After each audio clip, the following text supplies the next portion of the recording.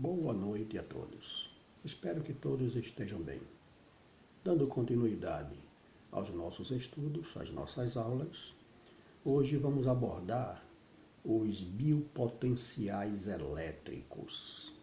Conforme arquivo que já consta no grupo, vamos analisar esses biopotenciais elétricos, verificando esse texto e aborda de uma forma simples, mas bem objetiva, sobre a origem desses biopotenciais elétricos.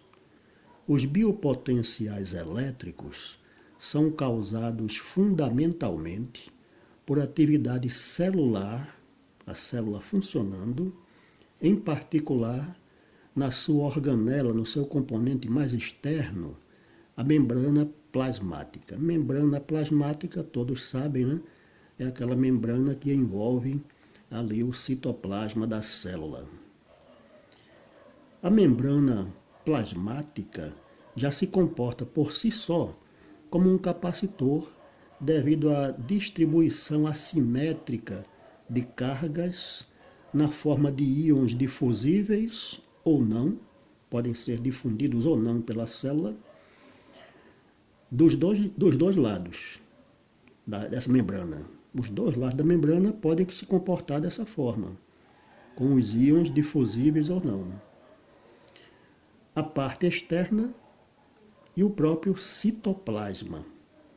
Então, a parte externa dessa membrana e o próprio citoplasma, ou seja, o citoplasma propriamente dito.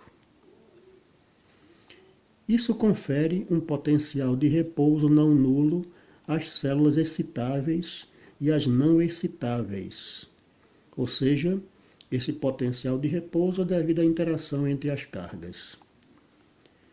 Esses diversos potenciais combinados, somados ao longo de diversas células, formam os biopotenciais elétricos, que são medidos de maneira incidental, espera-se alguma coisa com essa medição, em técnicas de medições, que são as técnicas exploradas em laboratórios, para que nós possamos ter justamente uns parâmetros adequados à utilização desses biopotenciais na área médica.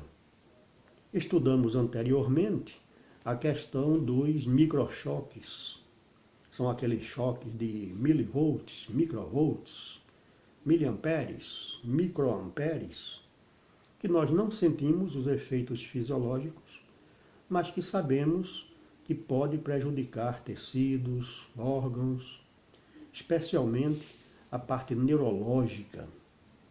Então, esses biopotenciais nos trazem à tona informações sobre comportamento elétrico dentro da célula, na eletrobioquímica, gerando cargas que podem ficar a nível da membrana, a nível do citoplasma, da célula como um todo, pode abranger os tecidos, podem se espalhar pela periferia e assim você ter cargas elétricas que não estão mais sendo utilizadas nas reações bioquímicas ou eletrobioquímicas, mas que estão espalhadas, soltas, por assim dizer, como se fossem elétrons livres, nos tecidos, nos órgãos, no corpo como um todo.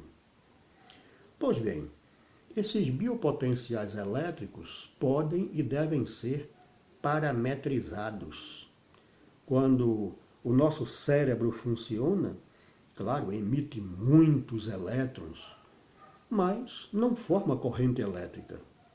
Para formar corrente elétrica, todos sabem disso, é preciso um movimento ordenado dos elétrons, de um polo de maior potencial para outro de menor potencial.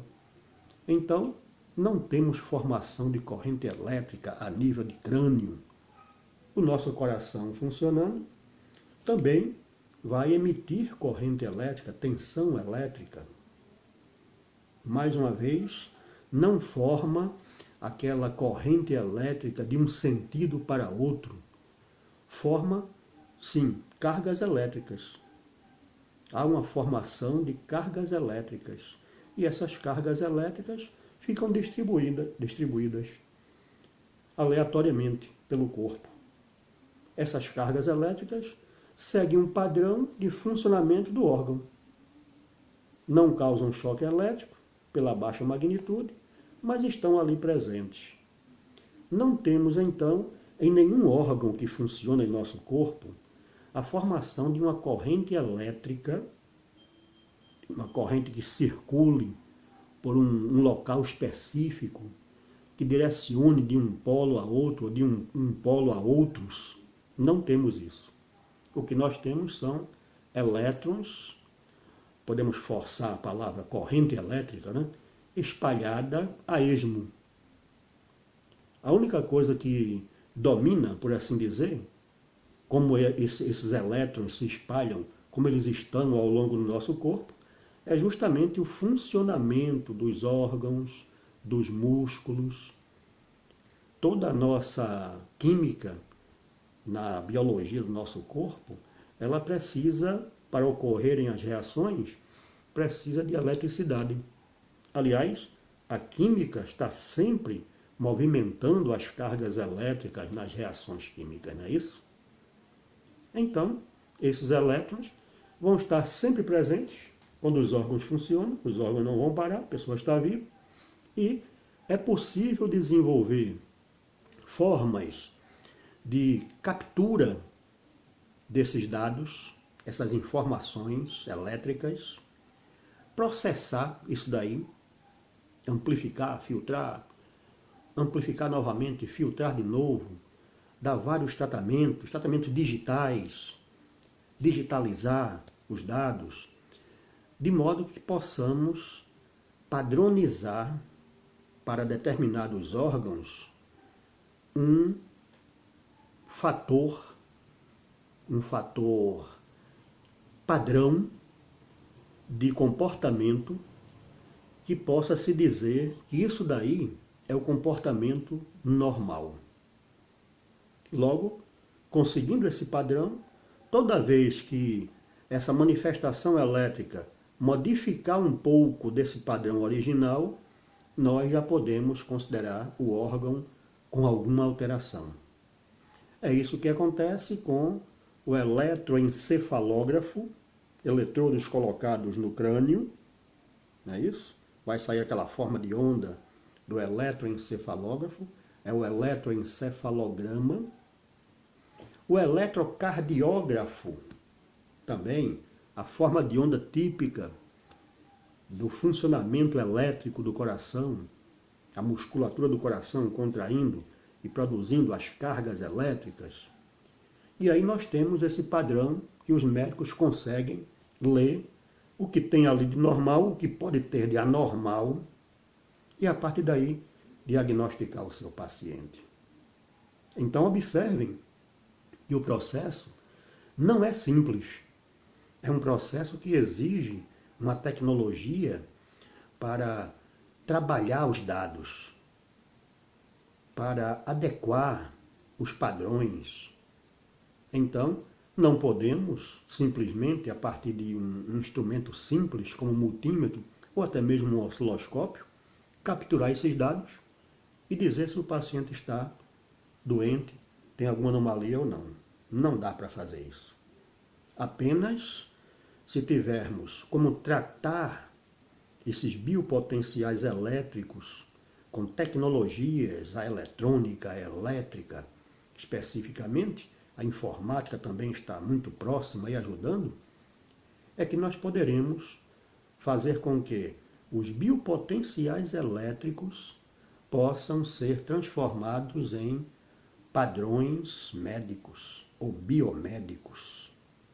Aí sim, se constrói um equipamento, o equipamento vai trabalhar com esses biopotenciais e os médicos vão ler o que os equipamentos estão fornecendo e, a partir de estudos prévios, no próprio curso de medicina, os médicos vão interpretar esses padrões e vão diagnosticar o paciente. Então, isto é biopotencial elétrico. Todos nós temos. Todos os seres vivos têm. Animal, vegetal, homens, mulheres, crianças. Todos os seres vivos têm biopotenciais elétricos. São os potenciais elétricos da vida. Tensões, correntes, frequências, inclusive, os órgãos funcionando naquela cadência. Pode alterar a frequência, claro, quando altera o metabolismo normal, mas os médicos conseguem, através dos equipamentos que fazem essa leitura dos biopotenciais, diagnosticar anomalias. Vamos à segunda parte da nossa atividade de hoje, que é justamente uma prática voltada para os biopotenciais elétricos. A prática 1, experimento de medição, cujos procedimentos são desenvolver medições especificadas. Daqui a pouco eu vou especificar essas medições, faremos juntos, e concluir essa etapa de medições especificadas com os resultados catalogados. Então, medir e catalogar, anotar. Depois, fazer um levantamento das possíveis causas dos resultados que foram encontrados. Ora, você vai fazer leituras, não é isso? Vai fazer leituras, vai anotar essas leituras de tensões que você vai registrar na prática e depois você vai interpretar, entender o que é que está acontecendo para que ocorra esse tipo de leitura. Vamos então à nossa atividade prática. Nós temos aqui previamente colocados os materiais, vocês podem ver aí. Que materiais são esses? Algumas moedas simples, moedas, R$1, 25 centavos, qualquer moeda. Poderia ser pedaços de metais. Ou seja, o que tem aqui, na realidade, são bons condutores de corrente elétrica. Mas poderia ser qualquer outro metal de qualquer tipo. Por que moeda? Porque a moeda já está aqui prontinha, certo? Tem um material diferenciado do outro aqui, metais diferentes, tem dimensões diferentes. E aí, para você preparar um material dessa natureza, com essas características, pode ficar um pouco complicado, né? Mas está aqui, as moedas já prontas. E um multímetro, multímetro comum, qualquer multímetro, de preferência digital, são mais sensíveis, não é isso? E aí, você vai colocar o seu multímetro, vai regular ele aqui, ajustar no seletor, para uma escala de DCV de menor valor. Então, vamos lá. Vou colocar aqui 220, 2000 miliamperes, 200 miliamperes. A menor escala DCV do multímetro. Podem fazer isso também simultaneamente. E vamos proceder com o nosso experimento. Vamos lá. O display está aqui indicando 0. Não temos nenhuma leitura. Observem. 0. Esse tracinho aí negativo piscando, né? Isso já é alguma alteração do próprio multímetro. Provavelmente esse multímetro já sofreu alguma alteração, tipo sobrecarga de escala, e o chip está aleatoriamente jogando aí um sinal negativo, mas isso não quer dizer que seja um defeito grave, algo que impossibilite o uso. Dá para usar tranquilamente, sempre atento a esse sinalzinho aí. E observe que as duas pontas de provas, positiva e negativa, separadas, nós temos ali uma leitura, né? Observem. Uma leitura. Eu vou juntar as duas pontas de prova. Veja o que aconteceu com essa leitura. O sinal continua lá, né? Se movimentando. É realmente um erro do chip. Mas nós temos aí a leitura zerada. Vou separar. É defeito isso? Não. Tem multímetro que tanto faz assim ou assim, afastado ou junto, ponta de prova, que não tem nenhuma diferença. Fica tudo zero. Mas não quer dizer que essa numeração que vai passando aí seja defeito ou seja defeito grave no multímetro. Apenas existe entre as duas pontas de prova, né, existe uma quantidade de matéria, no caso aqui o ar, e esse ar tem a sua resistência. Esse ar pode estar eletrizado, então o chip do multímetro ele tenta ler o que tem aqui nesse espaço. Nessa tentativa de ler, ele pode mostrar 0, 0, não conseguiu ler nada, definitivo, ou pode mostrar o que ele está fazendo, tentando ler. Então não vamos aceitar essa leitura aí como ele detectando algo aqui. Não, não é uma detecção, é uma tentativa de detecção. Mas então vamos à nossa experiência. Vou pegar nessa ponta de prova, com a mão esquerda ou direita, tanto faz. Também pode ser vermelho ou preto, eu posso trocar aqui. Peguei, nenhuma alteração, soltei. Nenhuma alteração. Peguei aqui, nenhuma alteração, adiante mesmo, né? Soltei. Nenhuma alteração. Aquelas alterações normais que são, né, aleatórias. Agora vamos fazer com as duas mãos. Mudou, né? O que é que nós temos aí? Será que essa leitura vai chegar a zero? Agora apareceu uma leitura mesmo.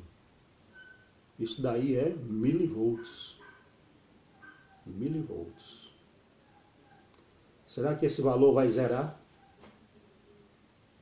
Podemos até esperar, né? Vai demorar um pouco. Mas observem que o sinal negativo ali, no multímetro, sumiu. Cadê o sinal negativo? Sumiu. Vamos inverter, vermelho com preto? Vamos.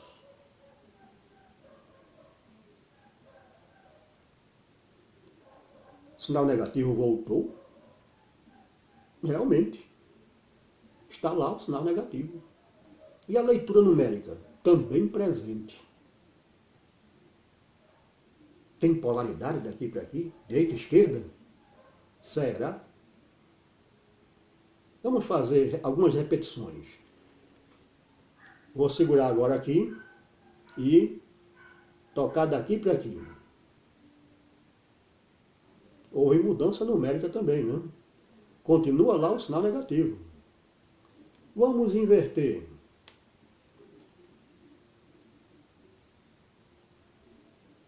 Invertido. Mudou bastante agora a leitura. Está praticamente igual quando estava sem ponta de prova, em nenhuma conexão, em nenhuma parte da mão, da pele. Então, está aí. Agora começou a surgir uma leitura. Eu estou fazendo um contato firme aqui. E aí nós temos leituras sendo exibidas. Vou aumentar aqui, desse ponto para esse aqui. Tem também diferença aí, de leitura. E o sinal? Está lá, positivo. Vamos inverter? Invertendo. O sinal parece que segurou negativo agora. Interessante. Vamos fazer mais um movimento com uma variação. Segurando as duas pontas de prova, já fizemos. Vamos segurar sutilmente, levemente aqui, bem de leve. Bem de leve. Agora vamos apertar. Bastante contato, aumentar contato. Diminuindo o contato, só de leve, sutileza. E agora apertando. Observem, tem mudança também. Vamos fazer só um toque aqui e outro aqui. Apenas a ponta do multímetro, segurou ali. Só a ponta. Cuidado para não se furar aí, não fazer muita força. Só um toque. Também tem diferença. E esse sinal negativo aí que segurou? Vamos ver se é do multímetro ou se é uma leitura. Vamos inverter.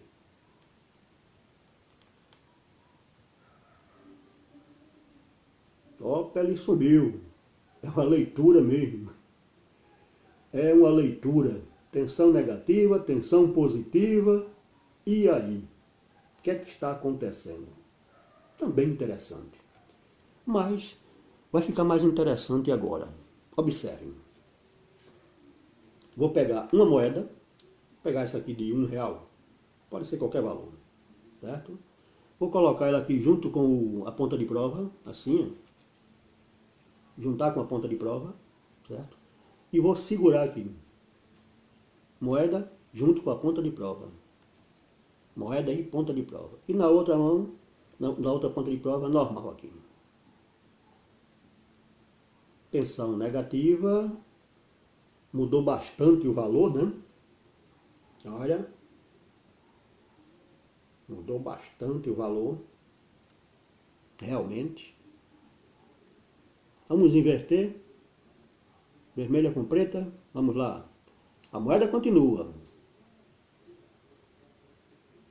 Nível de tensão ficou praticamente o mesmo, né? O sinal ficou positivo. Está segurando positivo. Mas houve diferença quando eu coloquei uma moeda. Vamos colocar uma outra na outra ponta de prova. Nessa daqui. Olha lá. Opa, estava positivo, agora ficou negativo. Vamos ver.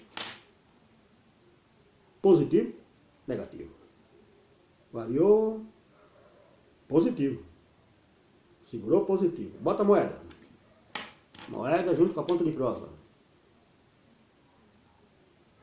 Negativo. Segurou negativo. E aí? O que é que está acontecendo? O que é que está acontecendo? Vamos colocar mais moedas. Mais moedas. Aumenta a quantidade. Todas que eu tenho aqui, 6 moedas.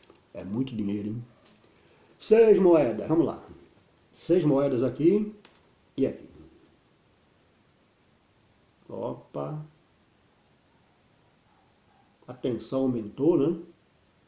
Uma variação alta aí de tensão. Positivo. Vamos inverter a ponta de prova.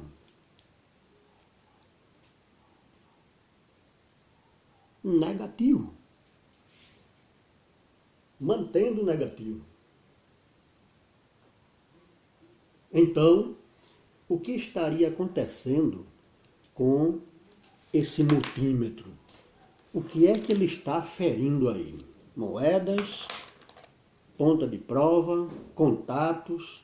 Eu poderia colocar também contatos dessas pontas de prova aqui, como se fosse o eletroencefalograma, o eletroencefalógrafo, e verificar as tensões. Com certeza eu vou encontrar variações também. Vou inverter aqui, deverei encontrar tensões negativas num ponto, positiva no outro. Normal. Poderei pegar por aqui, nessa área do pescoço, no tórax, claro, sem roupa, né? Contato na pele direto. E também encontrarei. Mas fazendo contato com roupa, vamos verificar a leitura. Também tem uma leitura. Está aí. Indicando positiva. Vou inverter. Ponta de prova. Com roupa. Mesmo ponto. Modificando bastante. Manteve a positiva. O multímetro não está conseguindo ler o sinal. Positivo ou negativo. Ou não está conseguindo ler o negativo. Não é isso? Alternando pontos diferentes. Então, isso quer dizer que existe uma leitura real. Existe uma leitura real. Agora, pontas de prova afastadas, sem contato, tá aqui, vou deixá-las aqui em cima, para vocês acompanharem aí, uma lá, outra cá. aqui nesse ponto, pronto. Então, nós temos aí as duas pontas de provas separadas. A leitura voltou ao que era antes, o sinalzinho lá vai ficar piscando.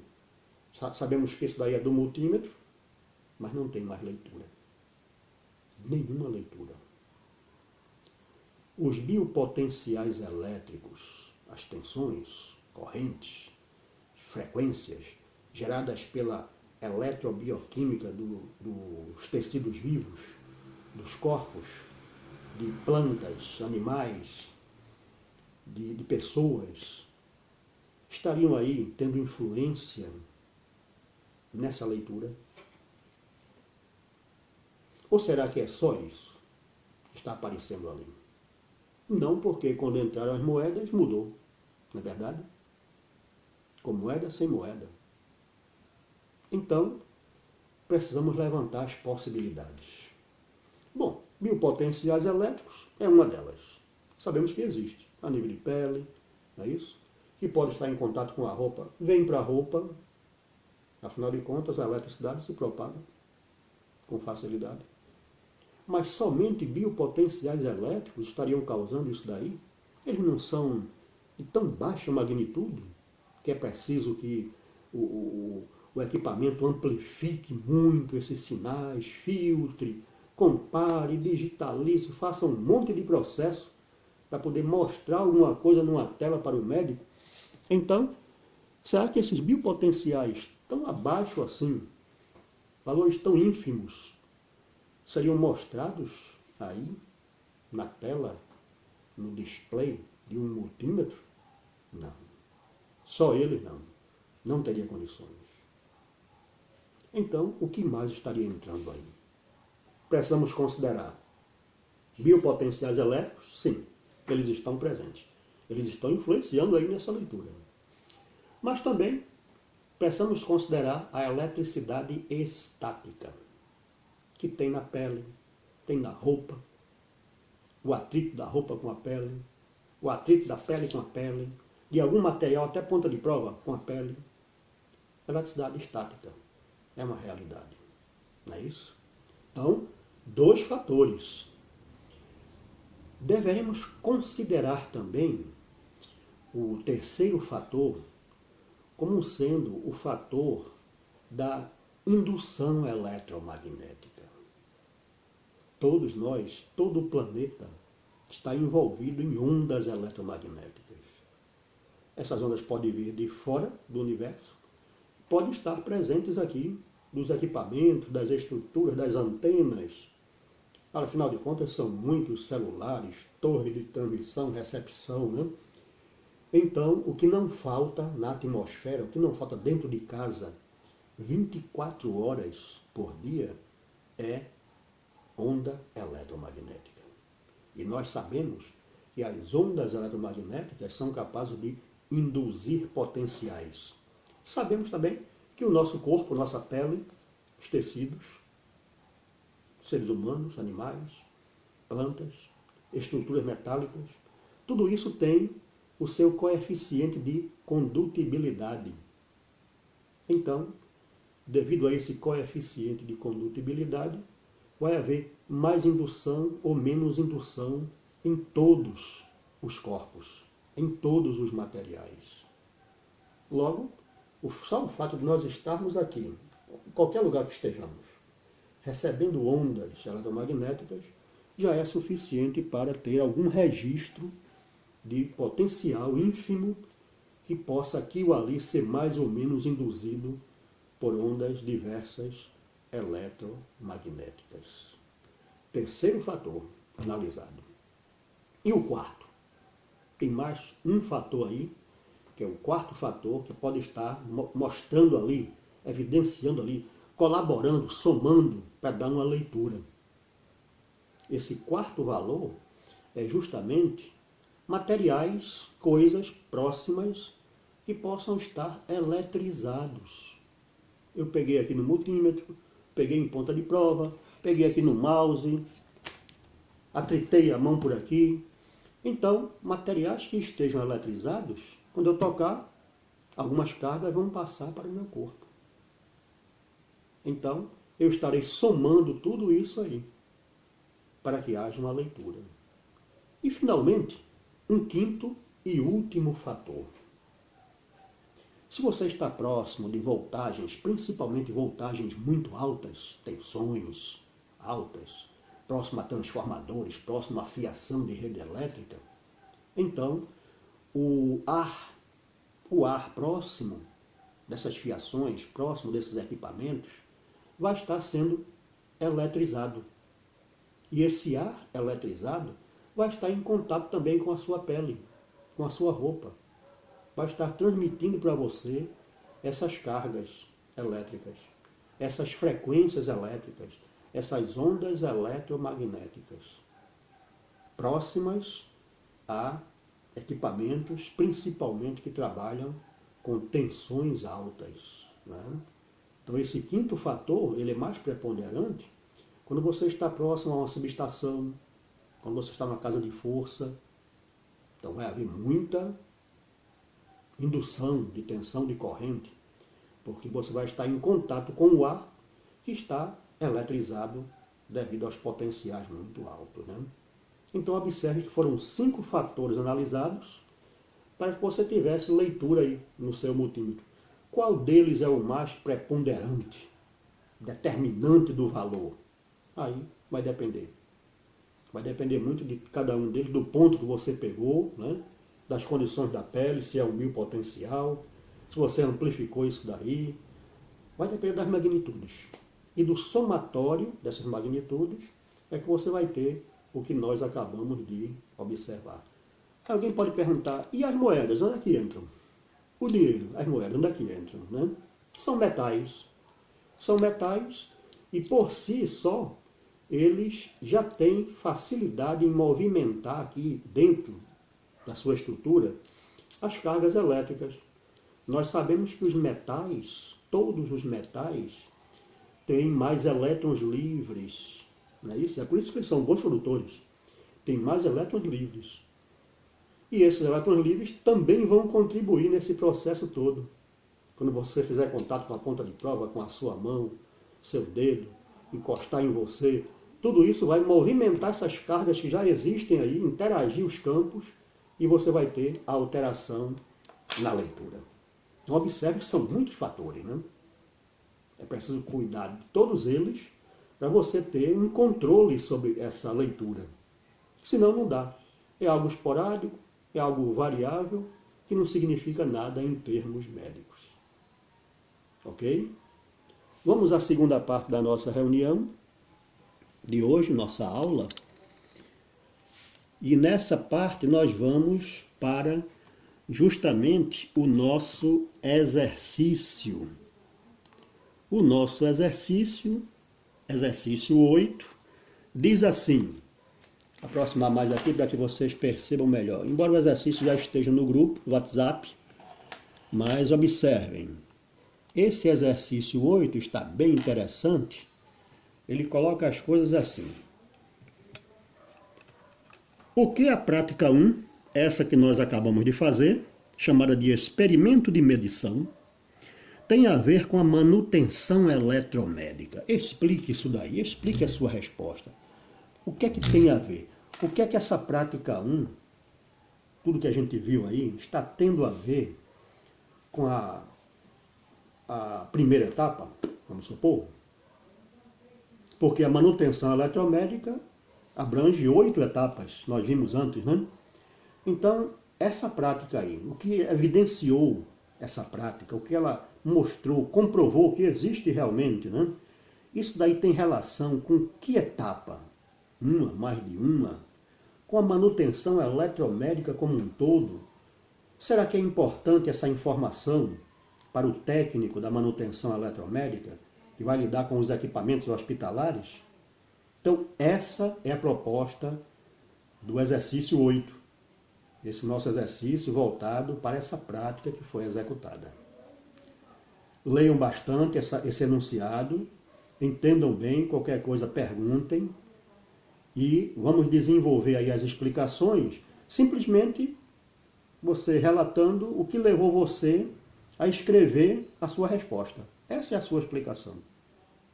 Eu acho que na manutenção eletrométrica é importante nós observarmos aqui essa leitura, porque essa leitura ela está relacionada. Aí você pode desenvolver aí a sua explicação, de acordo com o que você entendeu dessa prática, dessa aula como um todo, a parte teórica, biopotenciais, né? E em seguida a prática, para que você possa aplicar bem nesse exercício. Ok, pessoal? Então estamos encerrando por hoje. Qualquer dúvida, eu estou à disposição. Até a nossa próxima aula, nosso próximo encontro, próxima reunião. Se cuidem, saúde, paz e um grande abraço para todos. Até a próxima aula.